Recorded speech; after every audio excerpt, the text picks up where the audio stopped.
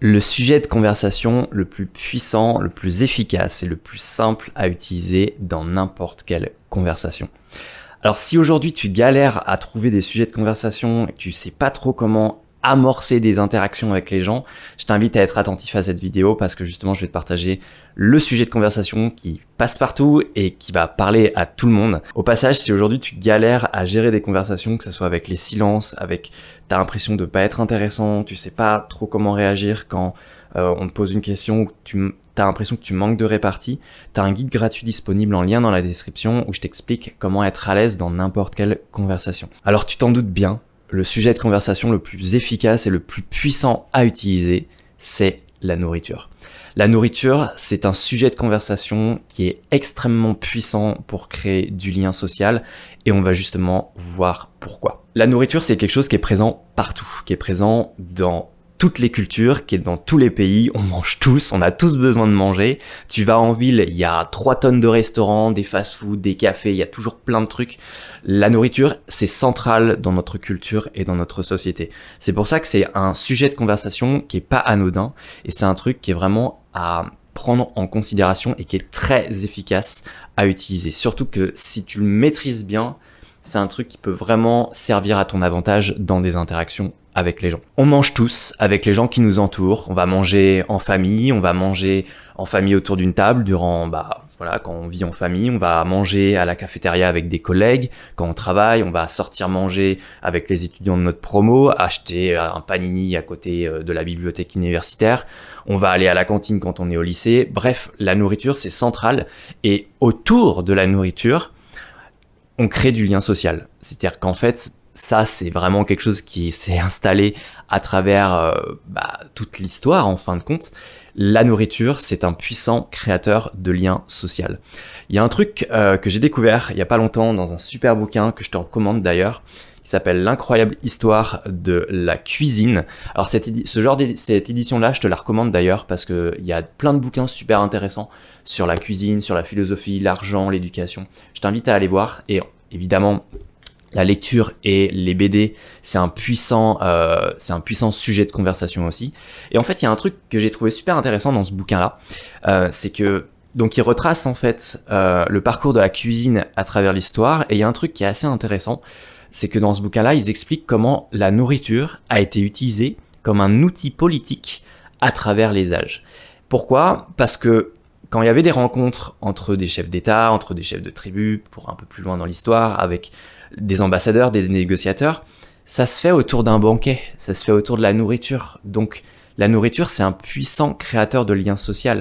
Si tu organises en fait une sortie avec des collègues de travail autour d'un plat qui va plaire à tout le monde, ça va renforcer en fait la cohésion de l'équipe. D'ailleurs, c'est justement ce qui se passe dans des entreprises. Alors évidemment, toutes les entreprises et tous les milieux ne s'y prêtent pas, mais quand t'es dans une entreprise, il y a souvent des entreprises qui vont créer des repas de cohésion pour renforcer le lien qui existe entre ces différents collaborateurs et ces différents salariés. Donc, la nourriture, c'est pas quelque chose qui est anodin et c'est quelque chose qui est très intéressant à utiliser. Récemment, j'en ai fait l'expérience. Je travaille en aéroport et ça fait 2 fois que je ramène du gâteau pour toute l'équipe. On est une bonne trentaine quand même, ça fait beaucoup de gâteaux. Et la première fois que je l'ai fait, c'était début janvier et j'en ai amené parce qu'en plus de ça, c'était mon anniversaire, donc j'ai prétexté que c'était pour ça. Et en fait, le truc, c'est que j'avais posé le gâteau derrière un bureau et tout, et puis parfois, quand les gens ils avaient le temps, durant leur travail, ils y allaient à 3-4, et puis ils mangeaient derrière le bureau, et puis ils parlaient entre eux, en fait, pendant 4-5 minutes, le temps de manger le gâteau. Donc, déjà, c'est un puissant créateur de liens sociaux, déjà simplement autour de la nourriture, physiquement, j'entends. Et après, évidemment, en termes de sujet de conversation à amener sur la table, eh bien, c'est super intéressant aussi à utiliser.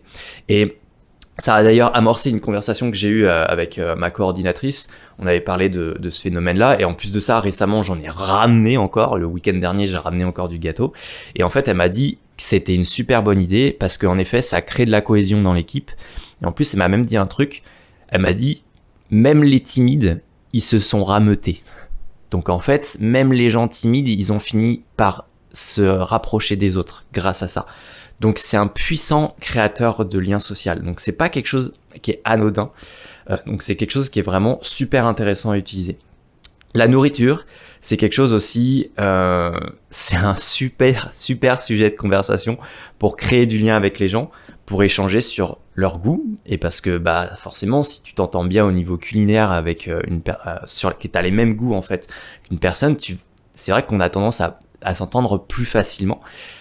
Et en plus de ça, comme j'en ai parlé avec la BD, c'est que tu peux utiliser le sujet de conversation de la cuisine pour pécho. Moi, je m'en suis déjà servi. En 2018, j'avais rencontré une personne qui me plaisait bien dans un emploi saisonnier. Et on avait eu plein de moments où on parlait souvent de nourriture. On parlait de carottes, on parlait d'oignons, on parlait de poivrons, on parlait de courgettes, on parlait de poulet. Bref, on parlait de tout ce qu'on aimait manger. Et du coup, ça rapproche. Et en plus de ça, bah après, tu peux en effet proposer, pourquoi pas, un date autour de quelque chose que, bah en fait, toi et la personne, vous aimez bien manger.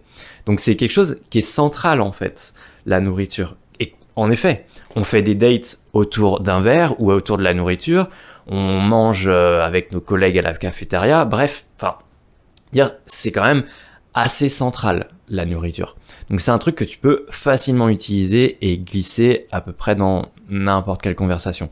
Même ce week-end dernier, tu vois, on discutait avec des collègues, on avait un temps de pause, et le sujet de conversation, ça a été les endroits pour sortir, boire des cafés et des salons de thé. Et donc, forcément, on a parlé aussi de gâteaux. Donc, en fait, on parle aussi de nourriture. Donc, c'est un truc que tu peux facilement amener et qui vraiment passe partout.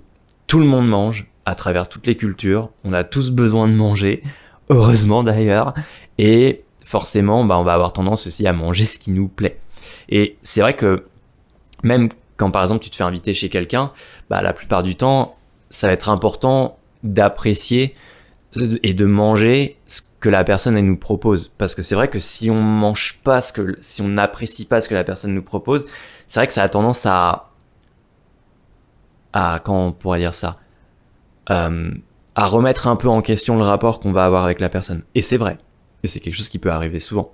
Mais à l'inverse, on peut utiliser aussi la nourriture pour renforcer du lien. C'est-à-dire que moi, par exemple, quand je sors avec quelqu'un qui me plaît bien, si c'est autour d'un verre, je vais avoir tendance en fait à commander la même chose. Parce que du coup, je vais me synchroniser sur l'autre et du coup, ça va naturellement renforcer le lien. Donc on a tous en fait quelque chose qu'on aime bien manger, que pour certaines personnes ce sera un wok bar, ce sera un plat asiatique, pour d'autres ce sera un tacos, pour d'autres ce sera la grande restauration, pour d'autres personnes ce sera... Moi je sais que pour moi c'est les pokawa, c'est super à la mode en ce moment, moi j'adore ça. Bref, on a tous quelque chose qu'on aime bien manger et c'est toujours intéressant de partager et d'échanger en fait sur les goûts culinaires avec quelqu'un, parce qu'en plus de ça, ça va avoir un effet assez particulier, c'est que parler de nourriture, déjà ça donne faim.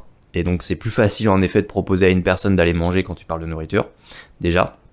Et puis en plus de ça, parler de nourriture, quand tu parles de nourriture et que tu parles de quelque chose que tu aimes bien manger, ça te connecte à quelque chose qui te fait du bien à l'intérieur. Et c'est important d'amener les gens à se connecter à des choses qui leur font du bien dans une conversation. Parce que s'ils se sentent bien avec toi, ils vont associer ce bien-être à ta personne et du coup ils vont se dire cette personne-là me fait du bien, donc j'ai envie de continuer à parler avec cette personne-là. Donc c'est quelque chose qui est super intéressant et important à utiliser. La nourriture, c'est aussi quelque chose qui est vachement en lien avec nos émotions sociales. C'est-à-dire que moi je me souviens, j'étais avec une copine dans un Airbnb en 2021 et on avait passé beaucoup de temps ensemble et tout. Et puis à un moment donné, un soir, on avait commandé sur Deliveroo. Et franchement, j'ai cru qu'elle allait pas s'arrêter sur ce qu'elle était en train de commander. Et je l'ai regardé, mais je lui ai dit, mais il t'arrive quoi en fait? Je t'ai jamais vu manger comme ça. Et elle m'a dit, je sais pas, je suis avec toi et le contact, ça me donne envie de manger. Donc, c'est vrai que la nourriture est vachement liée aussi à nos émotions, à ce qu'on peut ressentir. Et puis, il y a aussi une part assez symbolique dans la nourriture. Moi, j'aime bien dire que notre rapport à la nourriture, ça reflète aussi notre rapport à la vie tout court. Souvent, on a tendance à dire manger la vie à pleines dents, c'est pas pour rien, en fait. Ou parfois, ce truc-là, j'ai du mal à le digérer. Donc, il y a vraiment cette dimension-là aussi par rapport à la nourriture.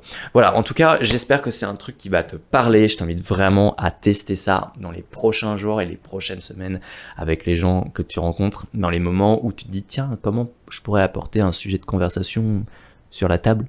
Et bah justement, il y en a un à apporter. Donc voilà, j'espère que ça t'a parlé, je t'invite à me mettre en commentaire ce que t'en as pensé, je t'invite aussi à t'abonner à la chaîne si c'est pas déjà fait, et en attendant, je te souhaite une super journée, et on se dit à très vite.